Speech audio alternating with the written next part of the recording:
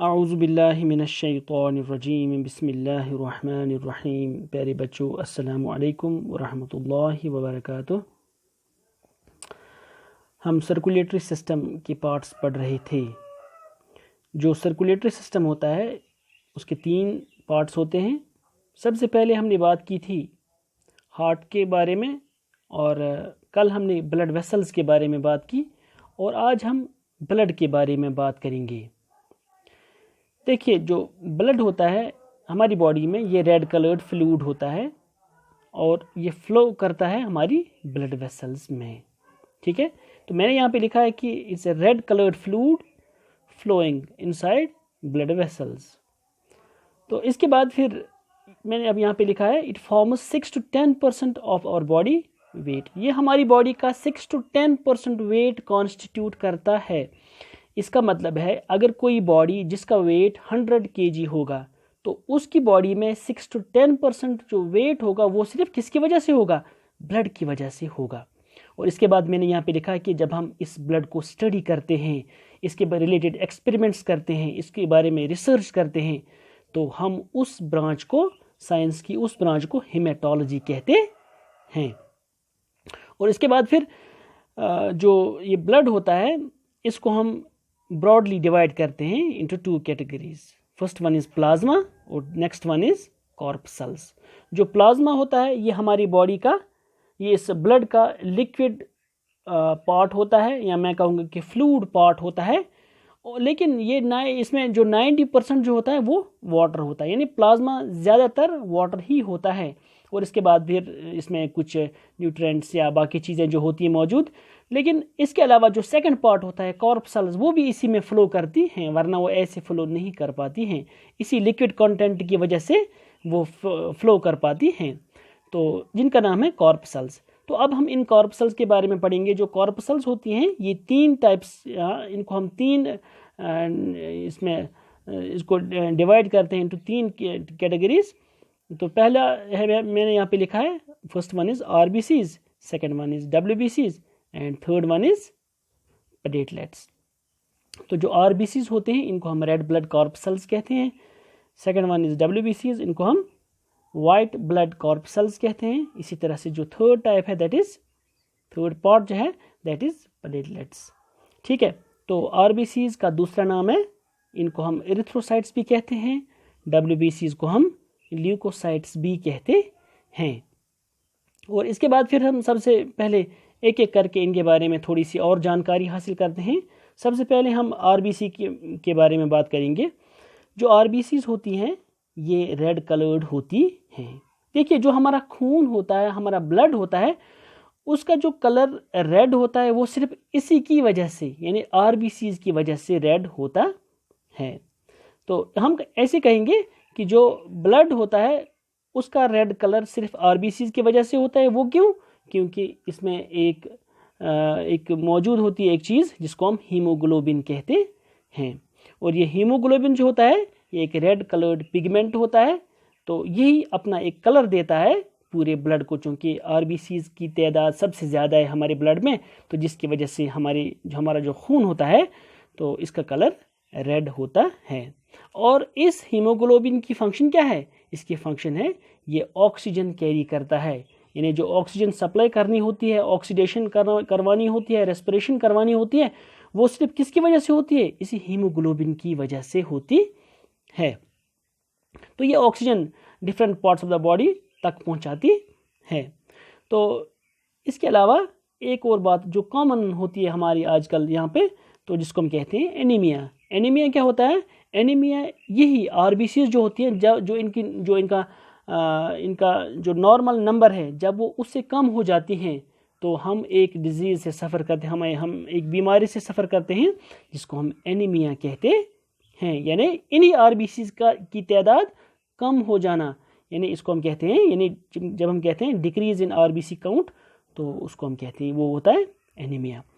इसके अलावा और एक बात यहाँ पे मैंने लिखी है कि वो है कि जो आरबीसीज होते हैं इनका जो लाइफ स्पैन होता है वो है कितना होता है? 120 डेज, यानी कि 4 मंथ्स, 4 महीनों तक ये रहती है। इसके बाद ये खुद ब खुद ख़त्म हो जाती हैं, ज़ाया हो जाती हैं। तो इसके अलावा फिर जो नेक्स्ट कॉर्पसल्स होते हैं जिनको हम कहते हैं वाइट ब्लड कॉर्पसल्स या ल्यूकोसाइट्स। ये ल्यूकोसाइट्स जो होती हैं ये जनरली ये चूँकि कलरलेस होती हैं, तो इनमें हीमोग्लोबिन मौजूद नहीं होता है जिसकी वजह से ये कलरलेस होती हैं, और इनका लाइफ स्पैन जो है दैट इज़ 3 to 4 days। और लेकिन इनका जो मेन काम होता है, जिस तरह से आरबीसी का क्या काम होता है, वहाँ पे हीमोग्लोबिन का काम होता है ऑक्सीजन को सप्लाई करना, पूरी बॉडी को सप्लाई करना, ठीक है। उसके बाद फिर वहाँ से जो बाकी गैसेस बन जाती हैं उनको वापस लाना। लेकिन जो यहाँ पर जो WBCs होती हैं इनका मेन काम होता है ये डिस्ट्रॉय करती हैं जो हमारी बॉडी में जर्म्स आ जाती हैं, अंदर आ जाती हैं। और इसके अलावा तो इसकी वजह से जो हमें इन्फेक्शंस हो जाती हैं इन जर्म्स की वजह से, तो उनके साथ ये फाइट करती हैं। ये WBCs का सबसे जो मेन काम जो होता है, सबसे ख़ास काम जो होता है इनका, वो यही है कि ये जो बाहर से जो जर्म्स आती है हमारी बॉडी में, इनके खिलाफ ये फाइट करती हैं, जो हमारी जो वरना बॉडी हमारी इन्फेक्शंस का शिकार हो सकती है। इसके अलावा जो थर्ड जो है दैट इज़ प्लेटलेट्स, जिनको हम थ्रोम्बोसाइट्स भी कहते हैं। ये भी कलरलेस होती हैं क्योंकि इनमें भी हीमोग्लोबिन मौजूद नहीं होता है, और इनका लाइफ स्पैन कितना हो 3 to 7 days। ये काफ़ी कम लाइफ स्पैन की होती हैं, WBCs और प्लेटलेट्स दोनों, इनका जो लाइफ स्पैन वो काफ़ी कम होता है। लेकिन इसका क्या काम होता है, इसका मेन काम जो होता है ये हमारी ब्लड की क्लॉटिंग करवाता है। यानी जब हमें कोई ज़ख्म लग जाता है तो उसके बाद वहाँ से फिर ब्लीडिंग शुरू हो जाती है, ब्लड लॉस शुरू हो जाता है, तो ये प्लेटलेट्स जो होती हैं ये जल्दी से उस पर एक कवरिंग बना देती हैं, और वो फिर आहिस्ता आहिस्ता से हार्ड हो जाती हैं, जिसकी वजह से जो ब्लड जो होता है ब्लड लॉस, तो वो लॉस होना स्टॉप हो जाता है, रुक जाता है। तो इसका इस तरह से हम कहेंगे जो प्लेटलेट्स होते हैं ये क्लॉटिंग ऑफ ब्लड में इनका अहम रोल होता है। और इसके बाद फिर जो next that is heartbeat. Heartbeat जो हमारी धड़कन जिसको हम कहते हैं, कहा जाता है कि जो हमारा हार्ट होता है, क्योंकि यही एक पंपिंग ऑर्गन होता है हमारी ब्लड का, तो जब ये कॉन्ट्रैक्ट हो जाता है और फिर एक्सपेंड हो जाता है, तो इसी कॉन्ट्रैक्शन और इसके एक्सपेंशन को हम कहते हैं हार्ट बीट। यानी जो धड़कन होती है वो किसकी वजह से होती है, सिर्फ हमारे हार्ट की वजह से होती है, इसकी कॉन्ट्रैक्शन और रिलैक्सेशन या एक्सपेंशन की वजह से। तो एक नॉर्मल अडल्ट जो ह्यूमन बीइंग होता है उसमें जो हार्ट बीट होता है, जो धड़कन जो होती है, जो पल्पिटेशन होती है, वो कहाँ से कहाँ तक, वो 70 to 72 टाइम्स तक 1 मिनट में होती है। इसी तरह से जो एक बच्चा होता है, छोटा बच्चा, तो उनमें 90 to 100 टाइम्स उनमें 1 मिनट में ये होती हैं, ये कंट्रैक्शन एंड रिलैक्सेशन या कंट्रैक्शन एक्सपेंशन। और इसके बाद अलावा फिर एक और यहाँ पे बात है जिसको हम कहते हैं पल्स।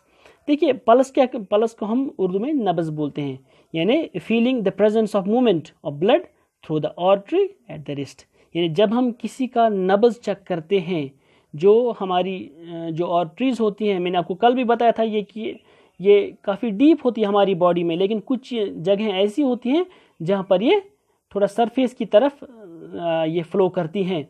तो जिनमें से एक हमारा रिस्ट भी होता है, और यही रिस्ट वहाँ पर हम इसको फील कर सकते हैं अपनी फिंगर से।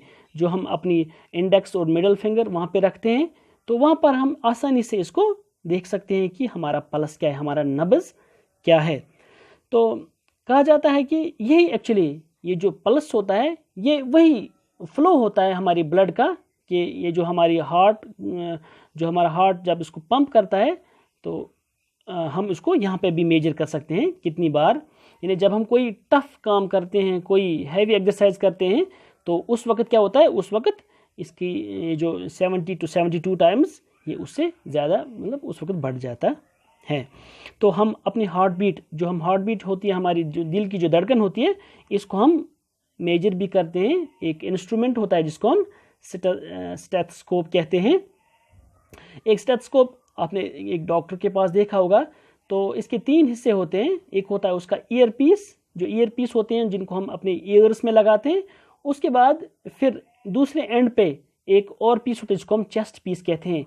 वो चेस्ट पे जो वो काफ़ी सेंसिटिव होता है तो हार्ट बीट्स, तो उससे हम आसानी से मेजर कर पाते हैं हार्ट बीट्स क्या हैं। और ये ईयर पीस और चेस्ट पीस जो होती है इनको हम ये दूसरे से एक दूसरे के साथ कनेक्टेड रहते हैं एक रबर रॉड से, तो जिसको हम ट्यूब बोलते हैं। तो इस तरह से हम कहेंगे कि स्टेथोस्कोप के 3 हिस्से होते हैं, ईयर पीसेस, ट्यूब और चेस्ट पीस। तो इन्हीं से हम आसानी से ये जो होता है हार्ट बीट जो होता है इसको हम आसानी से मेजर कर पाते हैं। तो इंशाल्लाह हम कल देखेंगे कि एक्सक्रीशन के बारे में बात करेंगे। तो आज आपसे इजाज़त चाहते हैं। अल्लाह हाफ़िज़।